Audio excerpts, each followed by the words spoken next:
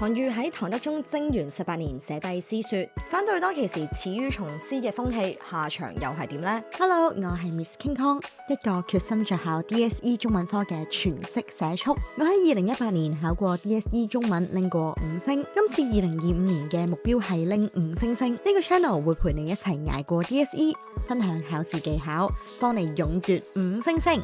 如果你都想 DSE 中文拎高分，就記得訂閱同我一齊挑戰啦。講翻轉頭，韓愈反其道而行嘅下場，可以由佢好朋友柳宗元嘅《答韋宗立論師道書一文》裏邊見到。篇文係咁提及噶，呢度嘅意思即係世人果然感到好驚奇，相聚咒罵，對佢指指點點使眼色，又互相拉拉扯扯示意，而且大肆渲染製造謠言嚟攻擊佢。韓愈因此得到狂人嘅名聲，佢住喺長安，煮飯都嚟唔切煮熟，又俾人外放而匆匆忙忙向東奔去，咁樣嘅情況已經有好幾次啦。由此可見，唔順應社會風氣都好難獨善其身，但面對自己認為有問題嘅社會現象，你又可唔可以好似韓愈一樣敢言呢？